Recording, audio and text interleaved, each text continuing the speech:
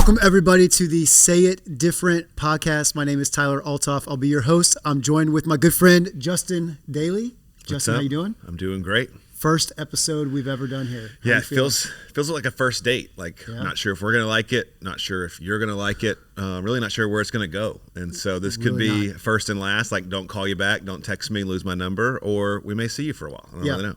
We've said a lot. Somebody's going to have fun today, and it may just be us. But that's going to be all right. Well, the Say It Different podcast.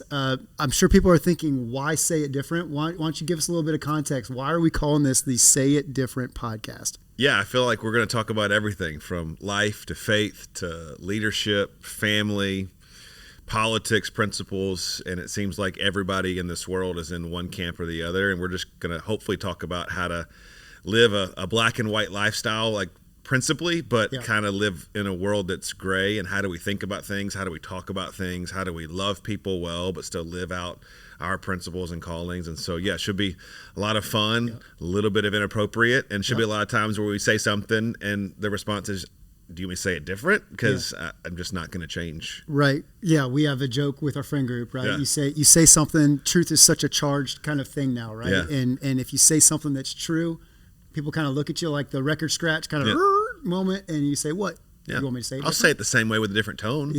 But you don't want me to say it I'm not going to say it different. It's truth. You don't want to say it different. Yeah, I love it. I think basically, man, we're just two 40-year-old guys trying to be great dads, trying to be great followers of God. For sure. And we're just having conversations all the time, and we just said, hey, why don't we just invite people into the conversations we're having on back porches, in cars with our spouses, or at dinners. Yeah, it could be offensive, but same conversations, just maybe a little bit more PG. Yeah. Yeah. Bring the back porch and make it a little more politically correct, a little more family friendly. Yeah. Good. Not that we would ever cuss out loud or say anything inappropriate, but just in general. Certainly wouldn't. Yeah. Certainly wouldn't. Not out loud anyway. No, I haven't. No, I barely think it. Yeah, I've heard you say a few, but yeah. Well, it does happen, but it won't happen here. I can promise you that. Oh, we probably will, but we'll edit it out. That's right. Well, I just hope that our perspective maybe helps add values to any of yours that are listening. We're Christians. We're followers of God, and so, discussions about God, faith, in the Bible are a huge part of who we are, and it will be part of what we talk about on this podcast. And we've had a lot of conversations about this, and you alluded to it just in that intro of the name of the podcast.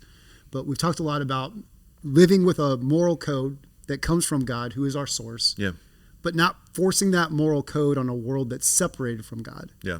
Right. So I think one of my greatest struggles right now is learning how to live by a moral code of principles, but not push it onto a world, but also not compromise who I am. Yeah. So essentially what I'm saying there is I'm learning how to live in the gray. Yeah. So talk a little bit about that kind of idea, just conceptually. Yeah. We've talked about the idea of what we plant, we're going to harvest. And as Christians, like you and I are, we are planting certain things and we're expecting certain things, but the world, or people that don't have a faith in God, are planting completely different things. That illustrate it the way of like an apple tree and an orange tree. I'm not going to plant apple seeds and expect oranges, just like I'm not going to plant orange seeds and expect apples. Like, so I cannot expect as a Christ follower for a world who doesn't believe what I believe about faith, about religion, about morality. How would I expect them to respond the same way I do when we're not rooted in the same thing? And so I'm not going to spend my whole life attacking or tearing down. I'm going to spend my life being the best tree, the best representation of what I've planted in, and hopefully that will be attractive for somebody to change their root system. And so I think so many times we're looking across the aisle or across what people may disagree, and we're trying to convince them. I think our job is to stand firmly in who we are and then live in such a way that's attractive for them to ask questions of why are you different? Yeah. Like, why is what you're producing different than what I'm producing? Why is your family different than my family? Why is your response different than my response? And in that conversation, we can begin as Christians to have actual change where there's conversations, there's questions, and then what we believe, there's conviction from the Holy Spirit. I've never convicted anybody of anything. Right. I've never convinced anybody. It's getting worse and worse that it's just an argument for argument's sake. But a question-based conversation leads to conversations that can bring about real change. Yeah, I notice in the Bible, man, God is such a relational God. And I look in our human lens, and relationships take so much time. Yeah. And a lot of our frustration is rooted in that, right? Like it's the long game that God plays, but we want to play the short game in everything in life, but including changing those people that we may or may not even have a relationship with. We just don't agree with them. Right. Yeah. We want to changing them in one conversation or one post or picking out things. It's just so lazy. Yeah. And Jesus did life with people. He said, come and follow me. He didn't pick out all the problems from the disciples in day one. He said, hey, let's go work on this together. And I think so often we think that change, discipleship, convincing people that our way is the right way is the way to do it. But really it's time, it's investment, it's conversational. Yeah. And truth needs to be lived out and stood on. So this conversation we're having is not change your beliefs, it's change your approach. Yeah. Like they have a different approach. Yeah, no, that's great. And really, hold on. Really, it really is saying it different. Yeah. Like I need to say the truth, but I need to say it in a way. If I keep saying the same thing over and over again, and you're not listening to it, that's insanity. That's lazy. That's just me not caring about you. Yeah. My job is to keep saying it with my life, my actions, and my words differently, so that you, as somebody who disagrees or has a different worldview, can now be. It's appealing, it's appetizing, it's something that you want to hear. My job is to continue both my life and my words to say it different. Yeah. Say the same thing theologically, principally, but say it in a way that cultivates conversation and relationship. It's interesting hearing you add on to that a little bit.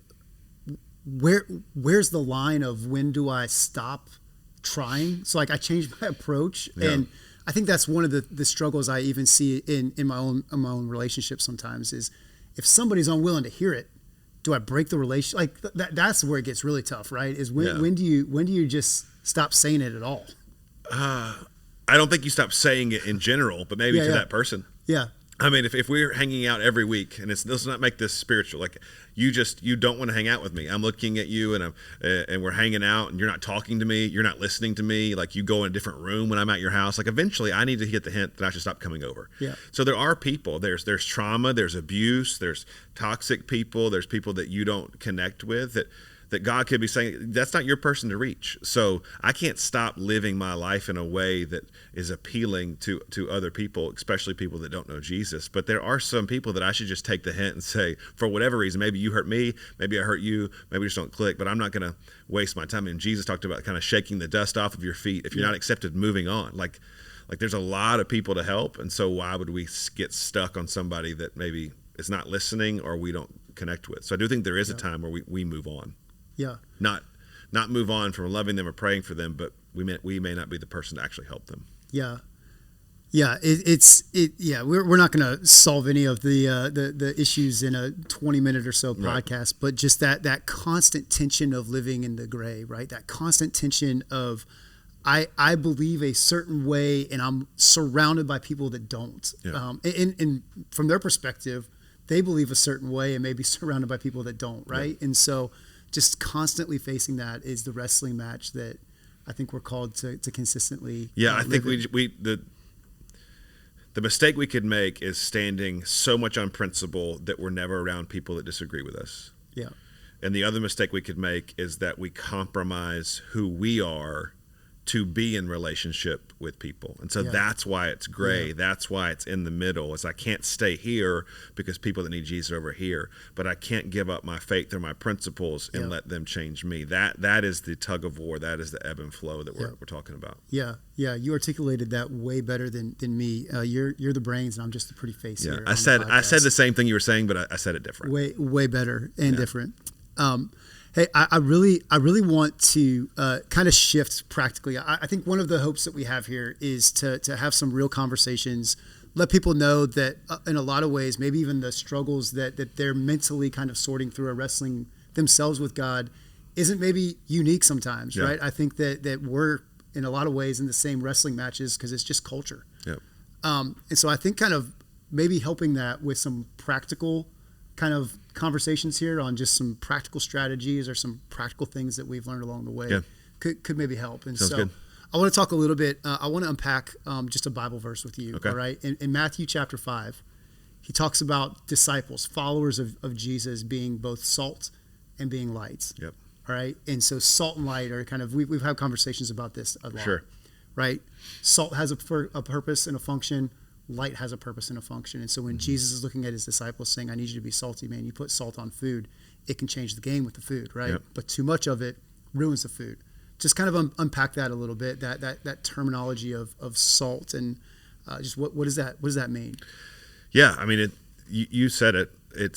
We're called to make things appetizing. The proper amount of salt makes something better. In Scripture, it's used for taste. It's used to preserve. It's used for so many different things. The right amount of it. Too much of it can kill something. Too much salt in water. Too much salt in the soil. Too much salt on food. It ruins everything. And I think that's the balance we've been talking about. Is if there's no seasoning on food, it's too bland. And too many Christians don't look different enough. Like they are too bland. They blend into the world around them. Therefore, they make no impact because nobody wants to be around them. It's too bland. It's too weak. But then we have another set of Christians that it's just too much. Yeah. I mean, it's like when you get the salt shaker and somebody at the restaurant kind of twists it a little bit and then you dump the whole thing on there. Yeah. Like one of the biggest turnoffs of Christianity is the people that don't have the top screwed on quite right, and they're a little crazy, and they just dump all, and it's just too salty. It's too much. I can't taste anything else other than you. Basically, they've oversaturated the gospel. There is no more gospel. There's just their opinion, their ideals, their perspective, their stuff. And then a lost world or a world that doesn't believe in Jesus doesn't want that either. Yeah. So both of those, not salty enough or too salty, cause people to push the plate away and no longer want to be a part of the dinner, a part of the conversation. And then we lose our impact. We lose our reach. Yeah. Yeah, that's good. I got to be honest, halfway through you talking about salt, I just thought about Dumb and Dumber. Yeah. Seabass is coming over here any minute right now. I'll have the soup of the day. Yeah, it sounds delicious. Soup du jour. I'll have that. We could have lost some people. If you haven't seen Dumb and Dumber, you've got to see We Dumb just and Dumber. dated ourselves as 40 years old. Everybody under like 25 has no idea what we're talking about. We gave the disclaimer. And if you haven't seen it, I don't think you're culturally relevant. You're probably not going to be a fan of the show. Yeah. And you're probably not going to like us. But we probably wouldn't like them anyway. So I would love to see what Jim Carrey's doing these days. He had a real good run there in the early 90s. If you've seen the sequel, they look rough. Like time has not been kind to them. And that sequel's like 20 years old. Yeah. Anyway, let's get back to maybe the Bible a little bit. We talked about salt. Yep. How about light? Talk about the light side of it.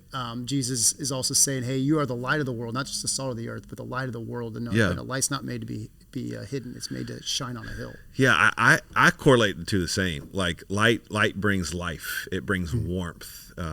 It brings so many great things. And the Bible talks about in the Old Testament that the Word of God is like a light and a lamp. And I think we're supposed to light the path. We are not the path. We are not the source. We are not the object. Like as believers, like we're called with the Word of God and the Spirit of God just to light up the path so that people can take a step towards Jesus. Yeah. And I think if we are a light or a lamp or like a flashlight guiding the way, it's intriguing. They follow. If we're a floodlight in your face, they don't know where to go. Yeah. And I think both salt and light, when we talk about being too much, like this, people are frozen because we become too much of the story. Yeah. We become too much of putting ourselves as the main character as opposed to being a part in pointing people to Jesus. Like salt is meant to be an additive. Light exposes what's already there. When you shine light into a room, it doesn't change what's in the room. It just changes how you see the room. Like I'm called to create a picture and show people the proper picture of Jesus, not be anything other than just allowing them to see what he's done for me and what he can do for them. Yeah. Yeah, talk a little about with this idea of salt and light. You and I are pastors. We're professional Christians, and being salt and light is something what we get to do on a regular basis and teach about. Like people can like listen maybe to us and be like, yeah, it's easy for you guys. Like you get paid to do it. Yeah. So think about the person that's going corporate America job Monday through Friday. How do I be salt and light just every day? Like when I'm a pastor, people are already assuming I'm salt and light, right? Yeah. So like talk about just the regular person that's driving to work right now listening to the podcast. I actually think it's easier because we're expected to do it. So if we don't do it, there's bitterness. And if we do it, then it's like, oh, well, you're supposed to do that. I actually think it's easier to be intentionally kind. So being salt and light is asking the person making your coffee or your server how are you doing today? Hey, what are you doing when you get off? Hey, what do you do for fun? Like just being intentionally kind. I think being salt and light is living your life in such a way where people want to be around you. Like how different would it be if you were different in the office, if you had a smile on your face, if you brought somebody an extra cup of coffee, you said, hey, I was thinking about you. No, you don't have any family in town. Do you want to come over for the holidays? Hey, what are you doing this like so many different ways? Like that would stand out. Like you don't have to have a theological degree to live a life that's attractive. And then when they ask why, you get to say, it's not real complicated. I just have this relationship with Jesus, or I have this passion for my faith. If you ever want to hear about it, this is the source of it. I actually think it's easier because it doesn't take a ton of deposits, a ton of really even investment. It just takes a little bit of intentionality. Yeah. And saying, I'm going to live differently and invite people into a relationship or at least a conversation as to why I'm different. Why do I have more peace? Why do I have more joy? Why do I have more excitement for the day? Why do my kids different? And by the way, our kids are far from perfect, but why do we approach them differently? Right. Live in a way that people ask why. Yeah. That's strong. Yeah. That's great. And it's not complicated. It really is. It's kindness, compassion, and a different perspective that will be attractive in this world. Yeah. Have you noticed that we just love to make things complicated? Like when you just break it down, that's one of the things I think we're excited about with these kind of talks, right? Is when you just pause and you just say, hold on, what does God say about this stuff? It's complicated to practice, but it's not complicated to understand. Well, it's complicated to practice because people are in the way. Right. Yeah, like it's the principles are actually pretty easy. Yeah. Like love your neighbor. Okay, I got that. Be kind. Okay, I got that. Right. But what about to the jerk or the person that hurt me or the person that offended me or the person that talked bad about me or made fun? Like then now it's tough to live out. The principles are actually pretty basic and pretty simple. Right. It's the people that get in the way. We say all the time, like in ministry would be easy if it wasn't for people. Well, life would be easy if it wasn't for people. If it was just me living out my fundamentals or my principles or my foundation, that's pretty easy. But that's why we're... Well, just even that salt and light conversation is we can make that so complicated, and it's really just live in a way that causes people to ask why. Like, okay, I can do that. Like that is the first step. We love to complicate it much. For sure. Keep us from even doing it. Well, what do I do when they ask this? And what we found is like we've been spending years preaching, teaching, building ministries, but I've very rarely convinced anybody of anything. Right. Like it is an experience they have with a person from Action Church or a Christian that leads them to a church or a small group or a moment with God. And then it's that experience with God that changes them. Yep. It's not my conversation. Right. It's not my principle living. It's not my post about your sin. Right. It is me living in a way that is attractive. And then we make an opportunity or availability for them to meet with the Spirit of God. And that changes them. Well, we've talked a lot too, like the world is crazy, like certified crazy right now, right? And that's scary on the paper, but when you look at it spiritually, the world has never been hungrier for something real and something true. For sure. Right? So like this whole concept of living in a way that causes people to ask why, like live different in such a way that people are like, wait, I want that. Yeah. All this other nonsense isn't even true. This looks like it's true. This looks like you it's real. see that they're searching, and we'll maybe get off topic here, but you see that they're searching because they'll find anything to be the center of their life. Yeah. Right. I mean, it's a cause, it's a protest, it's somebody to be angry at. One of the biggest things that people rally around these days are just something to hate. Yeah. Like they don't agree on really anything. They have no common experiences. They just found something that they could boycott, something they could hate. Like the world is searching for something to rally around. We know that they were created to be in relationship with God. What they're searching for is a hole in here that only God can fulfill. But we see how desperate they are because they will find the most ridiculous things to build their life around. I mean, we even do it. Like it's pickleball, it's CrossFit, it's a sport, it's our kids' sports. Like we will do anything to build our life on something and around a group of people. We know that what's missing is the Spirit of God in church. Right. That's what we're actually searching for. But we spend our whole lives finding these little pockets of purpose and community, and they're counterfeits. And we wonder why we jump from thing to thing. It's because the only thing that would actually fulfill them is a relationship with God and a community of believers. Yeah. Yeah, and my pickleball game is not strong enough to be my identity. I need some work. Yeah. Say It Different's the podcast. Play It Different would be your pickleball strategy. If you could just play it different, that's than you currently play it. That's going to be the next podcast I launch here. If we could actually take the video crew out to the pickleball court, I think it would be a lot of entertainment. I do think people would be amazed at 42 how limber I still am, but they would not be amazed at my ball speed or racket speed. No, limber's a weird strength to have at 42. Maybe it's the quickness, first adjective strength. that came to my mind, and I went with it. Yeah, it sounded great. I don't know. Well, that's a good place to end. Yeah, we were getting in trouble. We should probably stop. Yeah, good. Well, hey, we hope you enjoyed our first episode here of the Say It Different podcast. We hope to continue this conversation with many more episodes to come.